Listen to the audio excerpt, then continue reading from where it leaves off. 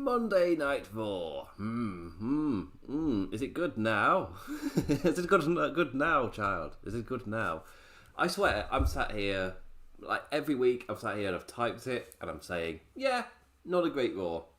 Every week, at this point. But, yeah, not a great Raw. I mean, better than recent weeks. Like, fine, I guess. It's just a bit boring, really. Rematches and stuff, not a lot progressing. Apart from one storyline, which was the main focus of the show, which helps, which makes the show feel like it's going somewhere. Is that an improvement? I guess that's an improvement. Yeah. I mean, you're going to get, like 2s, 3s out of 5s, 5s, 6s out of 10s, as in not actively damaging. Nothing was really truly awful. There was nothing from like last week where they had the whole Charlotte Flair stuff, talking about Simone Biles. There was no massive negative talking point. There was just not a lot to talk about. I mean, it's one of those things where, like, across the board, I've just seen completely different topics covered by the different sites that are covering this show. And that really does say to me that, yeah, this was a kind of... it wasn't really a show where anything major stuck out. You can take different points to talk about. That said, for me, easily the thing that stuck out to me personally was the RK Bro storyline, given it bookended the show, and they had little sprinkled interviews throughout the show. AKA, this is your main focus, guys. This is getting things. Bobby Lashley, he gets like one sentence. It's a good sentence. It hit home way more than him doing a whole paragraph would have done, so good there. But still, like your world title picture got nothing compared to the tag team scene. Which I guess it's good to flesh out the other areas. Lashley Goldberg doesn't particularly need fleshing out. I've picked a bad example. But still, yeah, it wasn't that much of a show. Again, it's one of those where if I'm doing it on a 5 scale, probably a 3, 2.5, out of 10, halfway. I was trying to think, what's the middle score? I was like, no, bang halfway, 2.5. That's what it is. I think I gave the same number last week.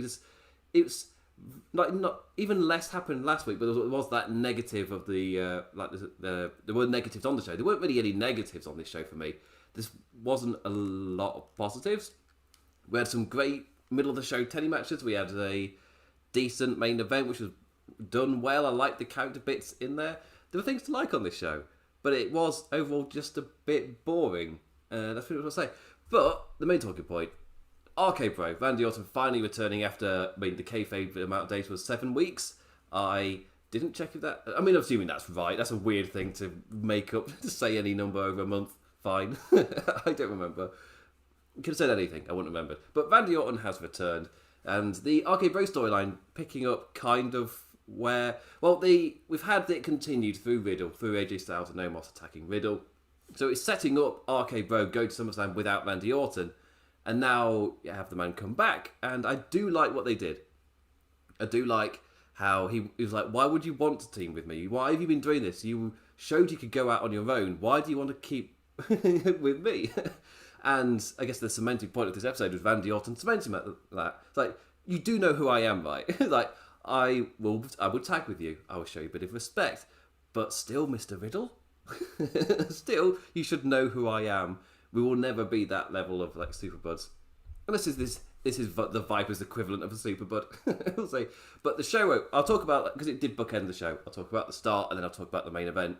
So, Randy Orton returned and opened the show. RK Bro together in front of fans for the first time. Randy can't even get a word out before Riddle excitedly scoots on down. His best bro's here. His bro's here, finally. But hey, hold on a minute. It was a nice touch, with Orton using Riddle's success to back up his question of why on earth would Riddle want to team with him. And in his time away, that like lone Viper way creeping back in. But for me, that's the internal logic I kind of made up watching it. It's like, yes, whilst he's away, he's kind of gone back to his Orton ways and pretty quickly forgotten that Riddle was different. It's just gone back in his own mind. Because for the last step we were having with the story, this doesn't fit. Randy Orton acting like this is going back a step. It gives a arc for us to get over, to get to SummerSlam. It's content, but it doesn't flow on from the last thing we saw. So in my head, I've had to come up with a reason to remove the conflict. I was like, oh, no, wait, no. There is a logical reason for this step to have to be taken. They overtook it in one spot. I mean, to be fair, it feels like a lot of Raw right now, especially when somebody returns, is telling you what happened during the Thunderdome era if it's currently relevant. With that suspicion, people didn't watch it. They weren't watching. They just leave it. It's perfectly fine. But so they're kind of redoing certain things to paint the picture of the landscape of what it is now, assuming you weren't watching when there were no fans. And that is kind of what this was for me. It doesn't fit that well into where it last left off. So for me, it felt like they were, I guess, taking a step a little bit back because of where the relationship was when Randy Orton took his absence and the way that Riddle then stepped up for him. That all flowed really well. But then upon Orton's return, something must have happened to Orton whilst he wasn't there for this to make sense. So in my head, I'm coming up with internal logic for it to work, which tells me, it doesn't flow that well. If I've done that, that means your show doesn't flow that well. But that said, in terms of like the wrestling thing and painting a picture, where it's different from normal TV, they are working with that stuff you weren't watching during the Thunderdome era, and they are essentially laying the groundwork for those who weren't watching. This is the way that this arc is playing. This is what it is. This is what it's about. Like, it's Riddle, but it's Riddle. He's his bro, but he's Randy Orton. You can't just... They got all of it across on this one night. So that's kind of why me watching it's WWE standard stuff. Of if you're a long-term viewer, you feel a little bit disjointed a bit. But if you haven't been watching long-term, like, no. This laid the groundwork so everybody's on the same playing field going forward. I mean, there's 1 week till SummerSlam. And I guess it's a type of thing you'd never catch AEW doing, for example, just with that rewarding the long term rather than it's the long term it gets punished because they're making sure the short term definitely know what's going on. You can decide like what I feel like that's something where people fall on different sides for it. Where AEW haven't particularly done that, they've just continued as is. I mean, to show their audience, it kind of AEW haven't had an audience that wasn't watching suddenly turning in. Like the numbers that are watching live on Wednesday, they were the numbers DVRing the show because they maybe watched NXT and then watched AEW just in that order. I think I did AEW then NXT when it was on the same day. Still, anyway, tangent. My point being that Monday Night Raw has that casual audience, which they kind of want to be on the same page as that hardcore fans who were watching through the thick and thin. Well, there was a mass amount of the audience that weren't doing that, so that's kind of what this is for.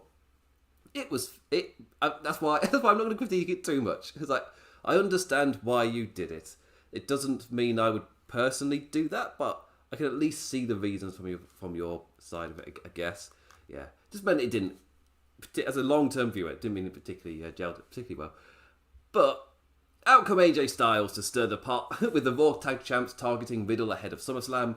AJ challenging Randy to a match as that pay-per-view tag title bout is round the corner. A nice teaser to end the segment as Styles skedaddles and Orton attempts to RKO Big Man Omos to no avail, leading to a great bit with Riddle also teasing the RKO, also to get shut down. I was like, oh, Randy's thing didn't work, but now Orton is working distraction for Riddle to... Oh, okay.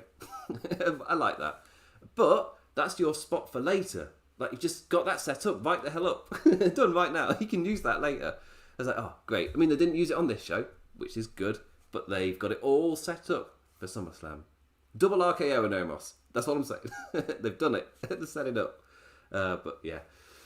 Anyway, so that was that. That took us to the main event. There were sprinkled interviews throughout the show. It was like, oh, I'm not gonna, RK Bro, we're not really gonna be that much of a team. I'm gonna do that. I'm gonna win this match and prove. Because the logic was, we'll see who runs Monday Night Raw. And for me, I'm like, AJ, when was it ever established that AJ, as in the crowd reacted to it, was a line, and they were reacting. The reaction from the crowd seemed to be like me watching it at home was like, oh, is AJ Styles like a guy that's been running Raw, and now this Randy Orton veteran's returned to usurp his place. Usurp his place. Jesus Christ. Not maybe to have a word. Yeah. And me just watching it going, AJ Styles is like mid-card, upper mid-card. He's not running any shop, really. Like, Monday Night Raw, out of the list of names that I would suggest maybe are with like the mass momentum of the show running things, AJ Styles is not among them. So it's just like, no, he's just like a veteran on the show. He doesn't run Raw. It's a sentence that sounded like it was stakes for this match to kind of hammer home the rest of the... Well, we're not having this match because I'm teaming with Riddle. We're having this match for other reasons. The other reasons don't make any sense with any reality. It's just words, things, and that's something I said about WWE quite a few times. Like with their scripting, with these promos, if you get the main beats of what they're doing, that's fine. The actual words that happen, words in WWE don't mean anything. It's just to get to the next plot point. It's just the carriages of the train to take you there. They don't actually mean anything. So it's, that's one of those examples. But that said, leading to the main event, we got Randy Orton versus AJ Styles. AJ Styles with Omos, Randy Orton in one of those interviews saying that no, he's going to be by himself. He'll take on AJ Styles by himself and prove that he can run Monday Night Raw as the top guy. Yeah, it doesn't. Anyway, he proclaimed he's going to beat AJ Styles all on his own. AJ, more in the vein of, why would I do that? Of course, the really tall man is going to come out with me. It's like, oh yeah, that makes sense. Like a decent main event from the two veterans, flashes of speed amongst your Orton pacing, like heading along all nicely before Omos got a tad too much involved and outran Riddle to help even the odds. Randy not happy with that, but it led to the finish of Randy countering the phenomenal forearm with an RKO for the win, but the real takeaway came after the match. So Randy Orton got to make his big return to Monday Night Raw. Riddle wanting to then adhere to the crowd and show that RKO are back together with hugs and posing cheers, whilst Orton's version of friendship is a little more unorthodox. An RKO, a friendship RKO, a respectful RKO, to end the show as he kneels there, patting the lad on the head. But this wasn't a breakup. I know already. I've not even looked, and I will know that there'll be comments around like, "Oh, I can't believe, why would he do that?" But next week to find out, I was like, no. It was like an RKO of affection. Really, it was. Yeah, it's still going to the match at SummerSlam. This wasn't a turn. It wasn't anything. The question of have RK Bro returned? Are we getting RK Bro at SummerSlam? Yes. Yes, that's what this show was setting up. Getting everybody on the same ground, on the same playing field, to then go to SummerSlam. To put the match next week for SummerSlam, so everybody knows what the stakes are for the match, what the storyline kind of has been for all the characters, what the status of everyone is going in to SummerSlam. That's what this was for me. It's like an update for people who weren't watching during the Thunderdome era. So now everybody knows going to SummerSlam what the play is like. So yeah, it's that's why I say this show can be a little bit boring, especially if someone like me is reviewing it for a website, therefore watching it week in, week out. Yeah, that long term, I'm the one that gets kind of a little bit punished from this, but the short term viewers who weren't watching during the Thunderdome era, of which there were a few, but this is perfect for them because they then know what the play is like. Maybe if they've seen people talking about RK Bro, they now know what it is. They now know each part everybody plays. This wasn't a breakup. Like, Riddle and Cena were hugging in the dark match. It's just like, you don't do that in front of a crowd if you've just done a breakup angle. Just to say. I can see why some may have been confused, but again, the commentators tell all tales as a last little... Again, this RKO out of affection, the body language of everybody there tells you what it was like, what it was like, the story actually was. But if just in case you did miss it, the commentator then tells it plain and simple.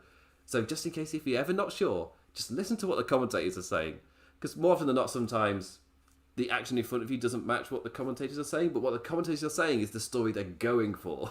So often it can tell you the purpose of a thing. They sometimes do hindsight, like fixing and bucking, and WWE are often good at that. But as Byron sent us off air saying, I think they're back together. Oh, cool. That's settled then. Like, end of confusion. End of. Looks like our SummerSlam Tag Team title match is set. RK Bro facing AJ Styles and Omos. RK Bro back together. One of the better acts towards the end of the Thunderdome era, especially after WrestleMania. They were like the best thing about Raw. And I'd say on this show there were 3 things I liked. 4 if you just count, like, you put 2 lads in there to have a banger match. But I continued to enjoy Baron Corbin, and I liked Drew McIntyre interacting with him. I enjoyed this here with this angle, still enjoy RK Bro.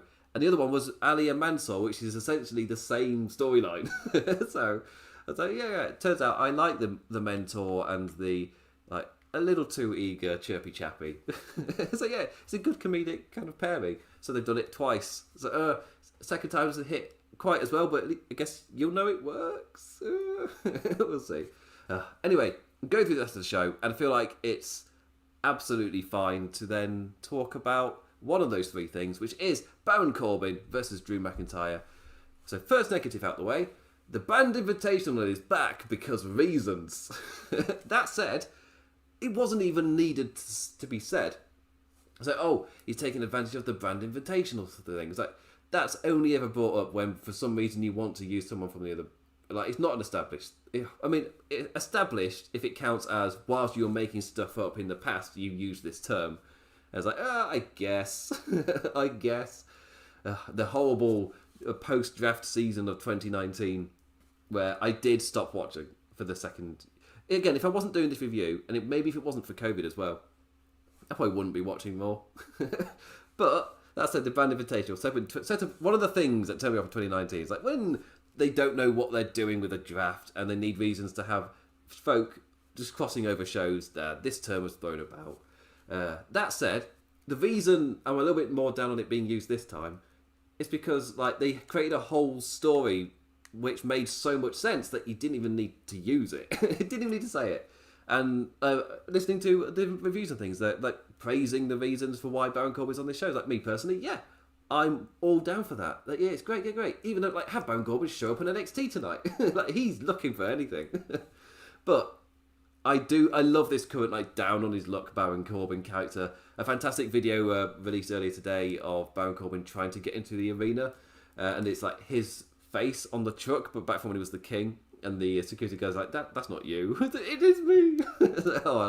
It's great. He's really getting into this character. I'm really enjoying it. But it was like, I love it. It's like so the non-brand invitational nonsense reasons for him being there, like they were great. Like, yeah, Jinder Mahal offering him financial help in exchange, taking advantage of someone willing to take a Drew beating. Like, you go out there, you attack Drew, and it seemed like the plan was Baron Corbin goes out, probably gets his ass kicked, but then Jinder Mahal can take advantage. But that's not how it actually played out. Again, you can see a plan possibly in motion. It just doesn't go that way. Thumbs up all around for this segment. Like a full-on Drew showcase as Corbin slowly finds his confidence and grows into the match, only for the kickouts to grind his gears right back down, pleading with McIntyre in one of my favourite spots of the show, pleading with him like on his knees to not hit him with the Claymore. And Drew, being the super babyface that he is, super goody duper hero, like. It's like, I'm actually starts to feel sorry for him, and he just gets a microphone, just asks him come on, how much do you need just to get by for a few days, like just for food, for bed, for shower, and Corbin just takes a moment, $100,000, it's just delivered so well, and Drew McIntyre just immediate. Fuck off. It was just, it was all done so well, and the beat was fantastic. Drew McIntyre then hitting the Claymore for the win, and that was done so well. The timing of it was perfect, and just the way that Corbin was just, like, I just need $100,000. And Drew sold his reaction really well. Yeah, top-notch stuff. Afterwards, Angela the Sword. It's a bit weird to mock. I mean, yeah, after he's named it after his deceased mother, yeah. I mean, it's Big Sword, isn't it? But he's given a personal reason, a name that means a lot to him. Bloke with Big Sword as well is the other side of that. But yeah, he fires off Mahal with the big sword, and Mahal and his merry men just chased away. It's like a double victory for Drew. He beat Baron Corbin, then Mahal's plan couldn't even happen because he was there with his sword, and they went, okay, no. And teasers on Twitter for the two to have a Punjabi prison match, which maybe, if it's not the main event and it's just mid-card nonsense, might be fine. It's only ever been main event before, and it's not good enough for that. There hasn't been a good one. There's been one that got a pop for a returning Khali. If that counts as... Does that count as good? The match itself was boring, but then Khali returned in as a big surprise. So you got a pop during the match. The other one was Batista Khali, so that wasn't much better. But you put this in the middle of the card and you allow a bit of nonsense. Could be fun. It could be fun. Anyway, moving on to something I don't know. I'm just kind of watching it, and there's no reactions happening whilst I'm watching this next match. But it's Jeff Hardy versus Karrion Kross. And immediately, oh, Karrion, Hardy's home.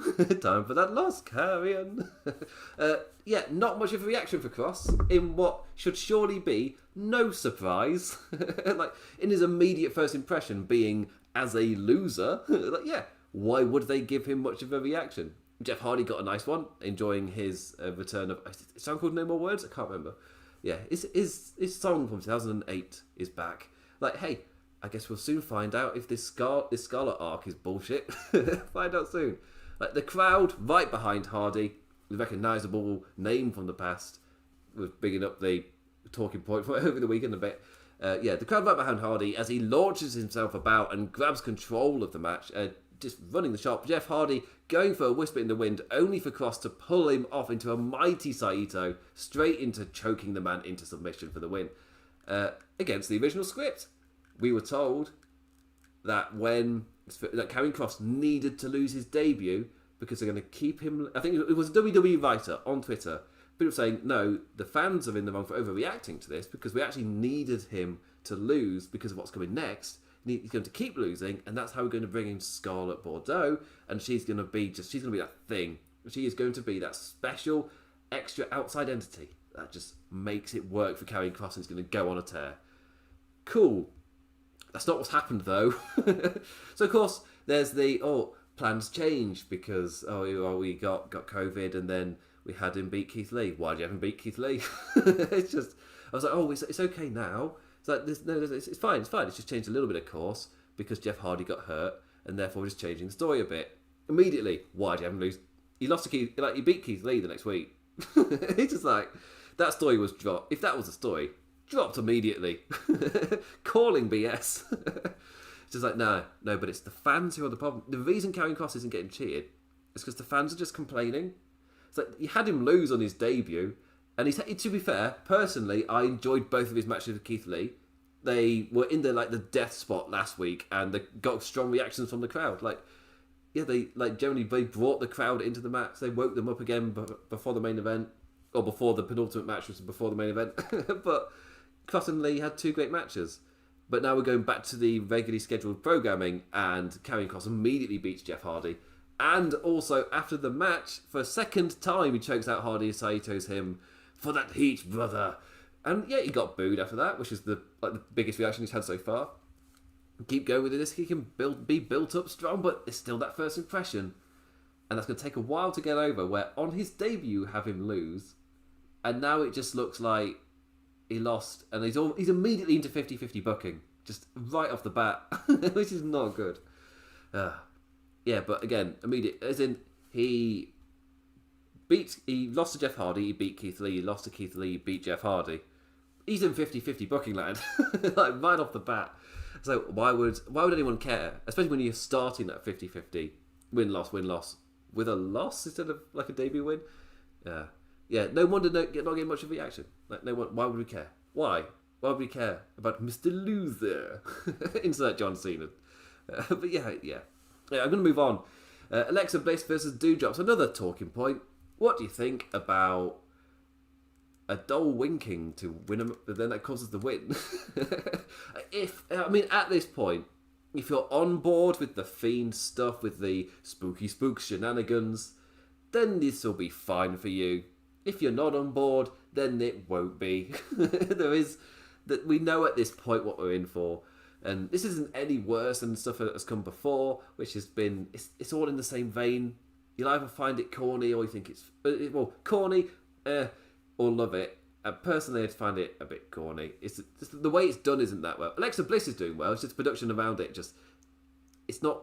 WWE's production isn't equipped to produce this kind of thing. And now they're trying to find a way to get that spooky spook whilst there's a live audience there. Have the doll wink. They could show it on the Titantron, assuming it's what they did. Had a really loud sparkle noise as it winked, just to alert everybody in the arena that is what had happened. And so first off, Alexa Bliss makes her entrance and piped in cheers. For God's sake. The crowd seemed happy enough. I mean, it wasn't a mega amount of noise. It wasn't the hugest pop of the night, but they weren't silent for her walking out.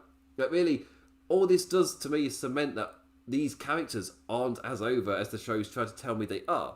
Because I can tell they're not real chants, and I can see the crowd doing a certain amount of noise. It's like, yeah. I mean, if they're not if they're not as over as the show's telling me they are, why else are they piping in cheers? Like, you wouldn't need to do it. Just go off the organic reaction. Which they should do anyway. Anyway, hooray, weird WWE production tropes rearing its head before the match even begins. I'm not even going to get to the doll doing a wink yet. Weird production tropes as Alexa walks out before the break. Fine, cool, we know it's coming after the break. No, modern day production stuff where only for us to return to an RK Bro VTR, a whole video package on RK Bro, just to get everybody on the same page for the main event ready. Then we go into a Riddle interview. Then we go back to Alexa Bliss, who's been in the ring for about 10 minutes at this point. It's just, what has she been doing for 10 minutes? Just air those, like, after the match.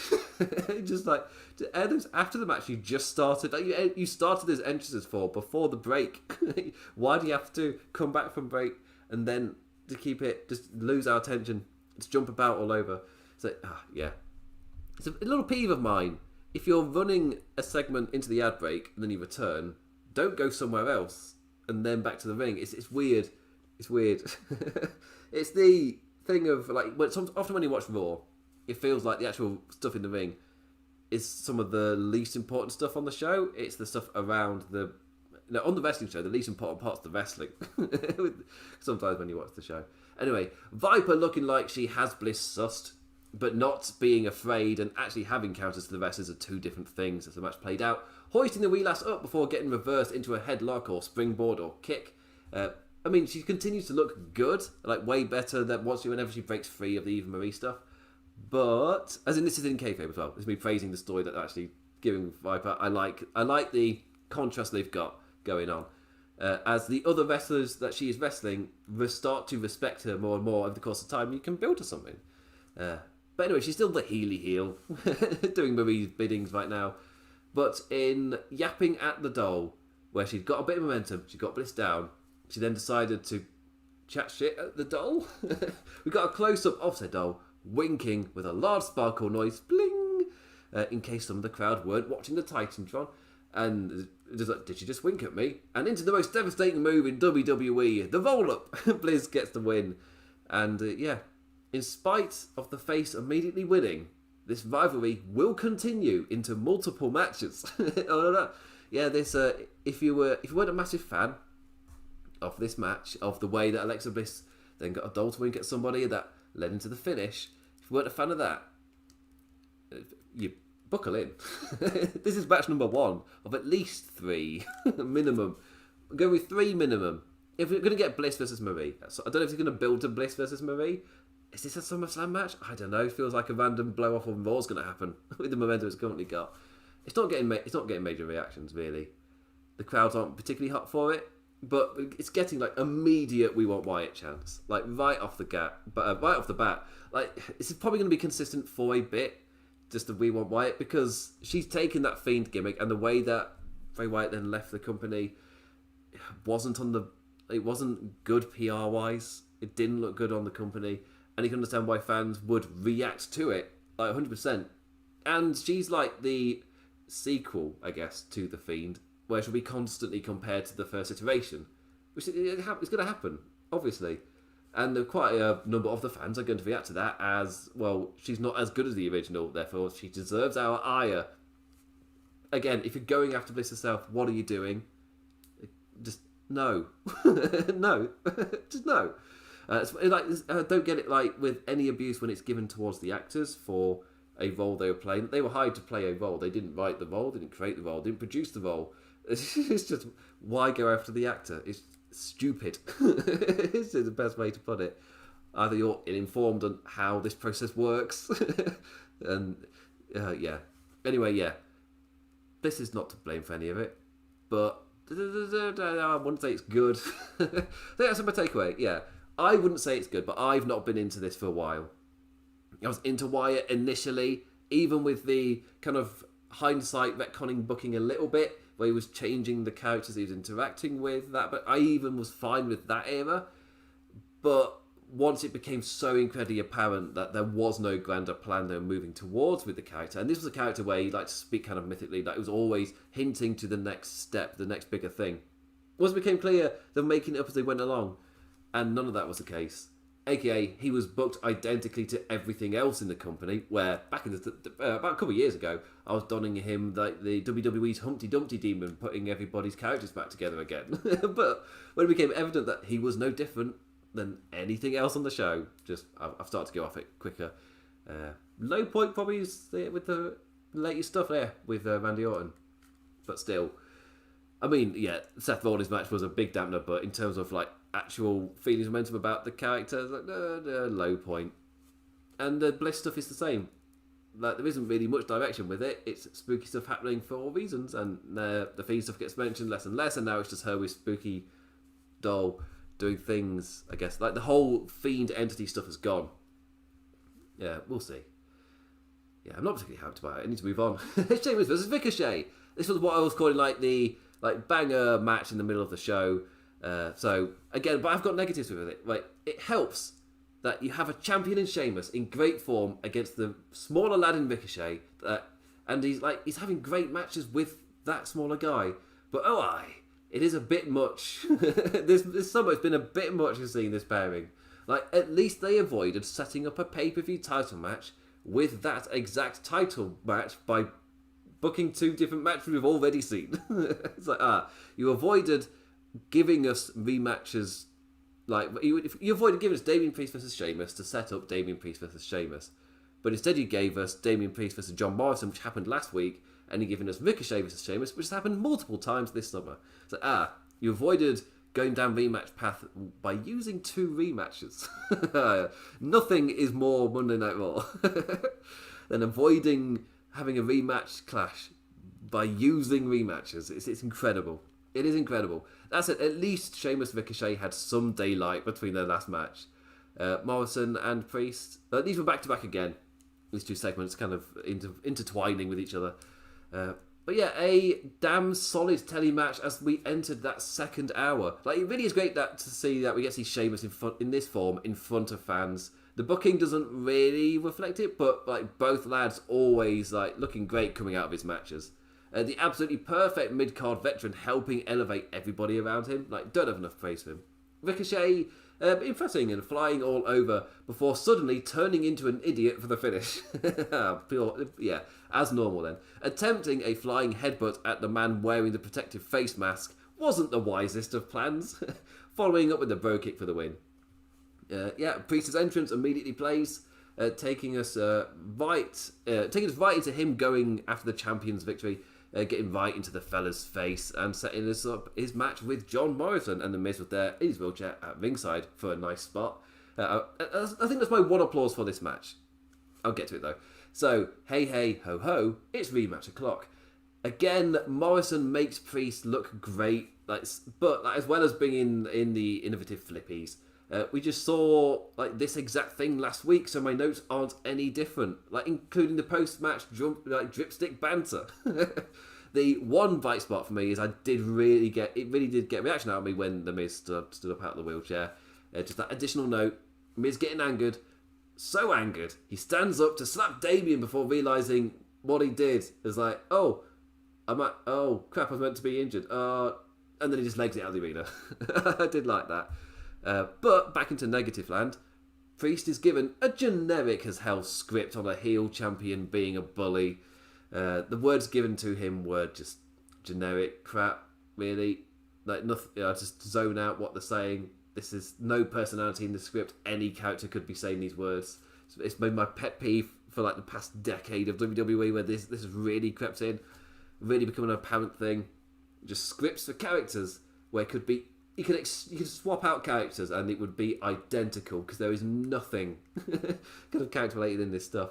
But finally challenges Sheamus to his title. The Irishman accepting so he can put Priest in his place. And, man, how nice to have a non-coward baddie, plus a babyface that isn't an idiot, as our new confirmed contender stops a moist sneak attack. Decent job at building to the pay-per-view. Yeah, really the only negative being the rematch repetition, the standard stuff for Raw to actually get to there. But there was some nice stuff in there as well. Positives and negatives. 2.5 out of 5 show. Just straight through. T-Bar with Mace versus Mustafa Ali with Mansoor. So, in terms of the momentum of the show, this match, pretty low momentum, nothing. However, for me, a couple of weeks ago on this review, I was talking about how great Dijak and Ali were together. And I was saying that I wouldn't be upset if we got to see them one-on-one. So, as we hear with T-Bar versus Mustafa Ali, no matter what, I guess I'm legally binded to have enjoyed this segment because of how my statement was a couple weeks ago. And yeah, you know what? I did. I think the Ali Mansoor team is one of my favourite things on the show. And Ali and T-Bar, crap name, whenever they're interacting in the ring, they are great together. Yeah, the team of Ali Mansoor continues to slowly grow as Ali loses the match once again, but this week it's Mansoor's turn to make the save and stop the post-match attack. There is a nice little story bubbling here. It's very similar to Riddle and Orton, but there is a nice, enjoyable story bubbling here. I guess the difference being that Ali is already quite a likeable, more on the heel side, but he's still relatively likeable, whereas Orton needs like a full turn, and Mansoor's just like purely incredibly likeable. He just, he's got that about him. A funny guy, which is always dangerous to play in front of Vince, but he has, I'm enjoying it. I'm enjoying the pairing. They are an entertaining, fun pairing, but they're in that middle of getting like 5-minute segments every week. Like this is not a arc which is particularly cared about by anyone who's running the show particularly. They're getting on the show every week, so at least they're not on main event. There's that level. I'm enjoying it. It's like a mid-card enjoyable thing for the telly. You'll never make it to pay-per-view, but I'd like it to. It's a type of thing. I'd like this act to go further. Ali Mansoor, not Ali Mansoor versus T-Bar and Mace. Just like, no, go nowhere. Oh, God, I can't... how bad is... Poor Dijak. Anyway, WWE Champion Bobby Lashley responds to Goldberg. Again. What else is he going to do? MVP pretty much going, you brought your son here and didn't expect anything to happen? That's on you. Short and sweet from the champion himself, though. It's like, after SummerSlam, there is no one next. You're done. It's like, there's like, no one's next. You're done. It's like, that was great. MVP running his mouth the entire thing, and then Lashley with one killer line. Yeah, for me, this segment, it did everything it needed to. Just carried it along. It doesn't get me excited for the WWE Championship. There isn't really much hype behind it for me. But what else really... I mean, when you're at this point, I'm not really expecting much now. He says, just have him come out, talk trash to Goldberg, end of. Could do that. Next week, Goldberg could come out and spear MVP again, I guess. It just sets us up to create that aura of we're going to get like a 2, maybe 4 minute max just charge of offense. That's what I want to... that's what I want to expect. That's what I want to go to SummerSlam, having that aura set up. For me, that's the best you can do. They did it for Drew Goldberg, I guess. Actually, no, if I'm right, the actual talking segments for that one were pretty bad. They did a pretty bad job of actually... Because it's one of the things where, again, Goldberg was saying things that weren't happening just in front of him. But getting mad for reasons that didn't actually happen, which is a weird thing to write in. So, anyway, next up, Rhea Ripley versus Nikki Ash. To say as well on the Goldberg thing. None of this is inherently bad, as long as you don't have a memory. And Goldberg versus McIntyre, 'tis all but a vague dream. Then you'll be fine with this match. You'll be absolutely fine. Rhea Ripley versus Nikki Ash. Nikki ASH, almost a superhero. This one isn't a championship contenders match, and by going by what I was told it meant, this now makes less sense. Not that I like the gimmick. If it's been dropped, cool. It didn't make sense to begin with. But for what I was told it meant for the past 2 weeks, and now it doesn't make sense that this isn't a championship contenders match. The least hyped of our champion faces the challenger's route of booking, ending in fitting style as all blue Charlotte Flair whispers into the match into a DQ finish attack. It's like, okay, makes more sense why I was mentally checking out when I find out the last 6 or 7 minutes meant nothing, as we were just heading into a DQ with both lasses beaten down anyway. the conversation was happening meant nothing. So the longer it went on, the more time was being wasted. Cool. Yeah. I feel like, in terms of like comparisons to AEW and WWE, for me, neither show is perfect. I'm not going to say that Dynamite is the absolute perfect show. However, immediate difference in booking. One respects its audience and one seemingly looks down on it for some reason. You don't get this in AEW. Yes, because they don't really do DQ finishes that often. But my main point is they seem to show respect to the viewer, which is why you don't get a million recaps. They don't expect you to remember this stuff. They respect you. They treat you as intelligent. WWE's more talking down to you. And you get this thing here where they've wasted your time. It's just like, cool. Wrestling on hard mode. It doesn't need to be this difficult. It's just so many tropes are in at this point. They make it difficult. Anyway, after the break, Charlotte said that she was just rubbing salt into the wounds and nothing is stopping her from walking out of SummerSlam as Raw Women's Champion. The question asked by the interviewer was stupid. It's just, why did you do any of that? It's just, what do you think? It's just, again, the interviewers are the robots that then lead into the actual, like, they're not people. They're not personalities. That doesn't matter. But it does make me laugh sometimes, where if you actually pay attention to the question before then just focusing on what the person says, it's like, yeah, sometimes the interviewers just ask nonsense. It's just momentum carriers. So, yeah. Anyway, the one outside of ring segment we'll talk about is Elias. We've got a little video package of him burning his guitar and playing him in that WWE stood for Walk with Elias. But Elias is dead. I think you find it's the Elias era is dead. I've had to say that so many times this week. It's like, no, NXT is not dead. The NXT era is what I was talking about. It's my fault. Sorry, a little bit of context, if you've not seen it.